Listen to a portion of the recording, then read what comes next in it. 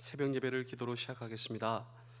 나를 회복시키시는 하나님, 오늘도 회복시켜 주시니 감사합니다. 그러나 회복되기까지 잔 것 외에는 제가 한 일이 아무것도 없습니다. 잠을 허락하셔서 새 힘을 불어넣으신 아버지의 은혜에 감사합니다. 자는 동안 제 몸 안에서 일하시며 고치고 회복하신 하나님께 감사하며 예수님의 이름으로 기도합니다. 아멘. 찬송가 15장 1절 2절을 찬양하겠습니다.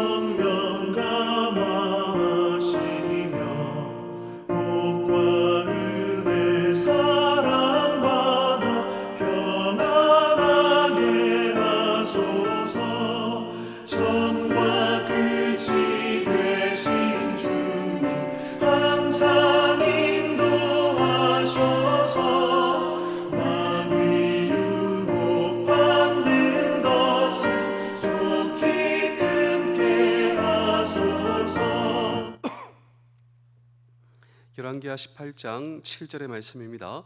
여호와께서 그와 함께 하심에 그가 어디로 가든지 형통하였더라. 저가 아수르 왕을 배반하고 섬기지 아니하고. 아멘.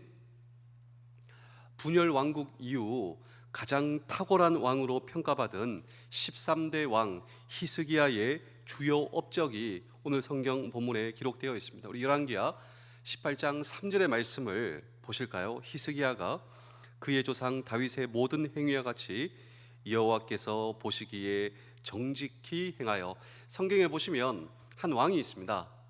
이 왕의 가장 좋은 샘플을 향하여 성경은 다윗과 같다, 다윗과 같은 왕, 이것이 성경에서 한 리더를 평가하는 최고의 칭찬입니다. 그런데 이 최고의 칭찬이 히스기야를 향하여, 히스기야는 그의 조상 다윗의 모든 행위와 같아 여호와께서 보시기에 정직하다. 이 성경에는 이 히스기야와 같은 최고의 칭찬을 받는 왕이 4명 나옵니다. 이 4명 가운데 한 사람이 바로 히스기야입니다. 다시 말하면 이 히스기야는 하나님께서 칭찬하시고 평가하시는 최고의 리더였다. 자, 한 번 더 자세하게 한번 보실까요? 우리 열왕기하 18장 4절을 보시면 히스기야는 우상의 산당들을 제거한 왕이다. 왜 제거했습니까? 여호와만이 참된 신이시다. 몸소 리더로서 그것을 보여주는 왕이었습니다. 열왕기하 18장 5절을 보실까요? 이스라엘의 하나님 여호와를 의지하는 왕. 또 그런 왕들이 없었더라. 히스기야를 향하여 최고의 극찬을 하고 있습니다. 6절도 보실까요? 곧 그가 여호와께 연합하여 그에게서 떠나지 아니하고. 히스기야는 여호와 하나님과 연합한 자였다. 7절을 보실까요? 여호와께서 그와 함께 하시니, 여호와께서 그와 함께 하심에 그가 어디로 가는지 형통하였더라. 여기서 우리는 형통의 비밀을 우리는 바라보고자 하는 것입니다. 우리는 보통 우리에게 주어진 이 세상을 살아가면서 형통하기 위하여 선택을 합니다. 내가 어떻게 하면 형통할 수 있을까? 그래서 A라고 하는 선택, 그리고 B라고 하는 선택을 우리는 시도합니다. 그런데 이 성경이 우리에게 제시하는 이 형통의 비밀은 형통하기 위해서 A, B 선택하는 것이 아니라 어디로 가도 무슨 선택을 해도 형통하다. 그런데 그냥 형통한 것이 아니라 내가 이 선택을 해도 어디로 가도 여호와께서 함께 하시니, 여호와께서 함께 하심에, 이것이 바로 형통의 비밀인 것입니다. 우리는 이 히스기야의 형통의 비밀을 바라보고 있습니다. 그는 산당을 제거하였고, 왜 산당을 제거하였냐면 여호와만을 의지하기 때문에, 여호와께서 나의 참된 하나님이시기 때문에, 그리고 여호와와 함께 연합한 이 히스기야를 통하여 오늘 저와 여러분, 우리에게 남은 평생, 오늘 저와 여러분도 하나님께서 우리의 삶과 함께 하시니, 이러한 하나님께 주시는 이 놀라운 형통의 남은 평생 되기 위해서 오늘 저와 여러분들이 해야 할 일이 있다면 무엇인가라고 하는 질문을, 그리고 우리에게 참된 형통을 주시는 하나님, 그 하나님은 어떤 하나님이신가? 그렇습니다. 히스기야의 하나님이 오늘 저와 여러분들의 동일하신 하나님이십니다. 그 하나님과 남은 평생 연합한 삶, 그 삶의 정체는 무엇인가라고 하는 질문을 오늘 우리는 이 성경 본문 속에 던지고 함께 주의 음성을 들을 때 첫 번째로 하나님만을 의지해야 합니다. 이처럼 여호와 하나님만을 신뢰한 히스기야, 그의 삶에는 매사에 형통함이 넘쳤습니다. 오늘 성경 본문을 보시면 히스기야가 왕으로 재임하여 또 그가 국정을 다스릴 때에 배경이 나오고 있는데, 국내적으로는 종교개혁을 단행하게 되었고 국외적으로는 블레셋을 정복하였습니다. 또한 그때 당시 이 세계 최고의 제국이었던 아수르, 이 히스기야의 아버지는 친아수르 정책을 구사하였지만 그 아들 히스기야는 그렇지 않았습니다. 처음에는 아수르를 자극하지 않았지만 이 아수르도 왕이 바뀌는 그런 상황 가운데 사르곤 2세에 이어 산헤립이라고 하는 왕이 그 왕위를 계승하게 되자 아수르에 대한 강경 이 정책을 히스기야는 구사하게 되었습니다. 근데 이것을 보고 아수르의 입장에서는 히스기야의 나라에 보복을 해야 되겠다. 또 이 히스기야가 이웃 나라들과 동맹을 맺어 아수르, 이 반아수르 정책을 구사하자 히스기야를 그냥 가만히 놔두어서는 안 되겠다라고 하는 이 아수르의 결심이 서게 되었다라고 하는 것입니다. 그리고 정말 아수르는 이 히스기야를 굴복시키기 위해서, 공격하기 위해서 쳐들어왔습니다. 그래서 이 히스기야와 동맹을 맺고 있었던 여러 나라들을 물리치고 예루살렘을 제외한 유다의 많은 성읍들을 함락시키게 되었습니다. 또 이 예루살렘, 히스기야가 이제 있었던 이 예루살렘을 마지막으로 공격하기 위해서 최후의 공격 태세를 갖추고 있었던 이때 히스기야의 마음은 한없이 약해졌습니다. 지금 내가 여기서 무엇을 해야 되는 것이 최고의 이 선택일 것인가? 히스기야의 선택을 한번 보실까요? 우리 열왕기야 18장 13절입니다. 히스기야 왕 제14년에 아수르의 왕 산헤립이 올라와서 유다 모든 견고한 성읍들을 쳐서 점령하며 이제 예루살렘만 남았습니다. 이런 상황 가운데 히스기야가 했던 선택, 그 선택은 산헤립 왕에게 전가를 보내 타협을 제시하는 것이었습니다. 한 번만 용서해 주십시오. 만일 아수르가 여기서 철수한다면 어떠한 요구도 들어주겠습니다. 그래서 히스기야는 성전과 궁전 안에 모든 은, 그리고 문 기둥에 입혀진 금까지도 벗겨내 300달란트의 은, 그리고 30달란트의 금을 산헤립의 요구대로 주게 되었습니다. 자, 여러분 한번 보실까요?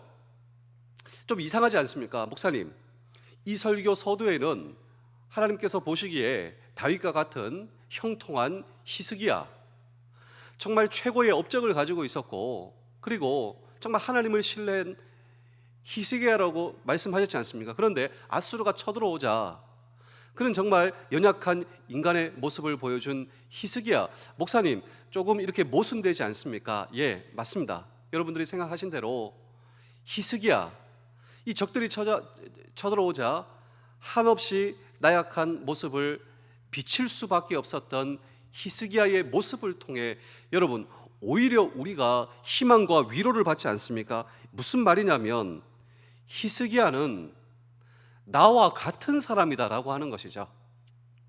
하늘에서 떨어진 히스기야는 우리와 전혀 다른 그런 사람이 아니라 하나님께서 사랑하시고 하나님께서 인정하신 다윗과 같은 리더라 할지라도 우리와 같이 때로는 한없이 나약해지고 무너질 수밖에 없었던 히스기야의 모습을 통하여 저는 오히려 위로를 받고 소망을 받고 나 같은 사람도 하나님께 칭찬받을 수 있는 다윗과 같은 리더가 될 수 있다. 전 오히려 소망을 갖는 거예요.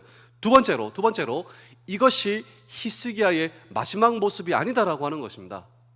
온전히 하나님만 의지하는 성숙한 하나님의 사람이 되기 위해서 때로는 인생의 시련 가운데 하나님께서 기대하시는 모습으로 만들어져 가는 히스기야의 모습이었고 히스기야의 삶이었다라고 하는 것입니다.